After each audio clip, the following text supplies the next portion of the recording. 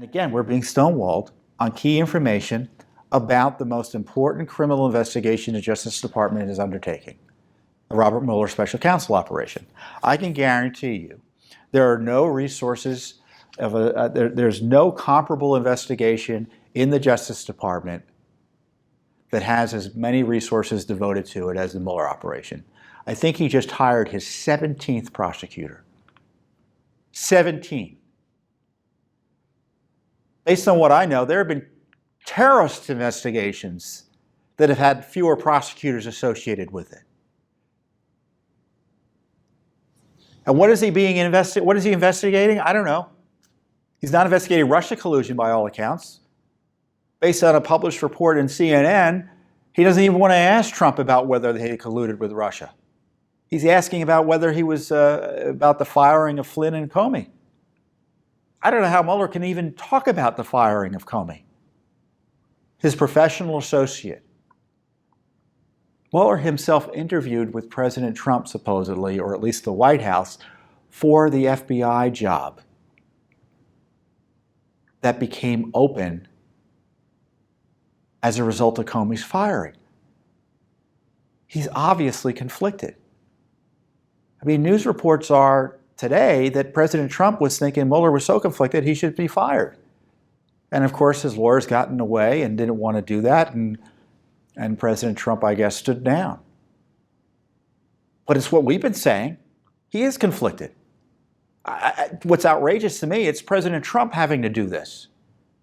It speaks well of his leadership and acumen that he understands what's at stake and the obvious compromises to the rule of law with having Mueller run that special counsel operation. And it's really shameful that the Justice Department allows Mueller to keep on running. But he's the king of the Justice Department. And that's why they're stalling on the text messages. That's why they're trying to get the House to stall the release of the memo, because Mueller is the king of the Justice Department when it comes to these issues.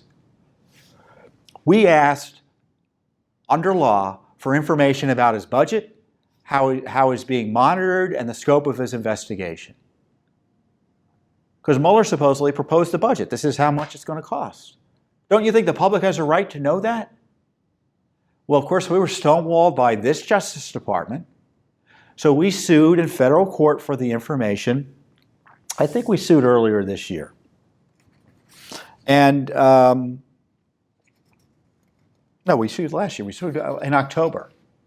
Shows you how patient we are. So Mueller had a budget proposal. And they just told us, they found 7 pages.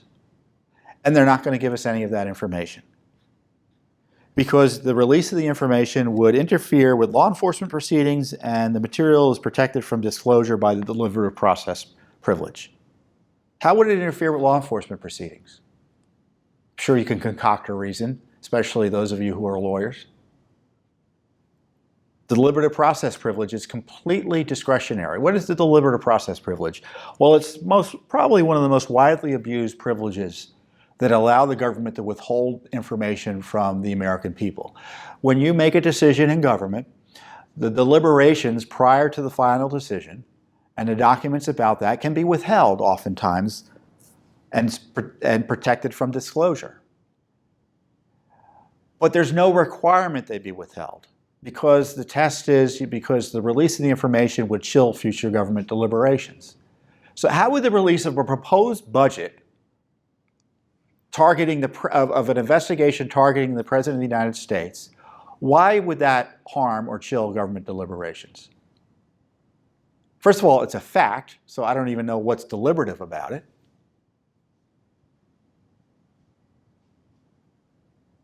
And even if it is deliberative, because sometimes the courts have ruled some facts are part of the deliberative process privilege, it's completely discretionary.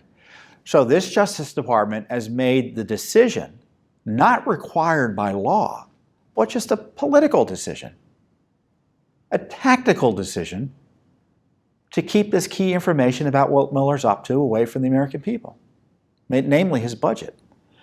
And we asked for other information, which I think is interesting, because we wanted a copy of all the guidance memos and communications by which the Justice Management decision will review his budget. How's he being managed? They've ignored that request. And we wanted a copy of each document about the governance of his operation. Tell us how you're managing him. They completely ignored that request. And this is a Rod Rosenstein special, the number 2 at the Justice Department. So there are a lot of problems in the Justice Department and the FBI when it comes to transparency on this Russia collusion scandal, transparency on the Clinton email scandal and its mishandling and investigations, the mishandling of its investigations. And it's disappointing. And the president, I mean, you can see he wanted to fire Mueller. He knows what to do. So thankfully at Judicial Watch, we're still a free country. We can talk about the Mueller Special Counsel operation and try to hold it accountable to the rule of law. And I can tell you there's no one else in court with as many lawsuits trying to hold the Mueller operation accountable to the rule of law. No one in the Justice Department wants to do it in an effective way. They're spending all their resources trying to protect it. But Judicial Watch is in federal court, and we're pleased to be able to do the work. And I get excited that we're able to do this work, and thank you for support that allows us to do it. But isn't it outrageous that it's only Judicial Watch in court doing this? We have to sue to get basic budget information about the Mueller operation. We have to sue for text messages that are being disclosed to Congress, and they don't want to disclose it to us under FOIA. Zero interest in doing it. We've been asking for this type of information, some of our cases, since 2015. For instance, we asked for, just recently, I guess we sued last year on behalf of a supervisory FBI agent, someone who's retired, who knows pretty much where to look and what's important about it in the FBI operations. We asked for information about Andrew McCabe's involvement in the Clinton email scandal, namely his text messages. This is the number 2 I told you about. And the FBI just gave us their final production of information with no text messages from Andrew McCabe. Thoroughly corrupt, dishonest response. There are no text messages of the number 2 official of Andrew McCabe related to the Clinton investigation? Are you kidding me? We told them where to look and they still couldn't find them?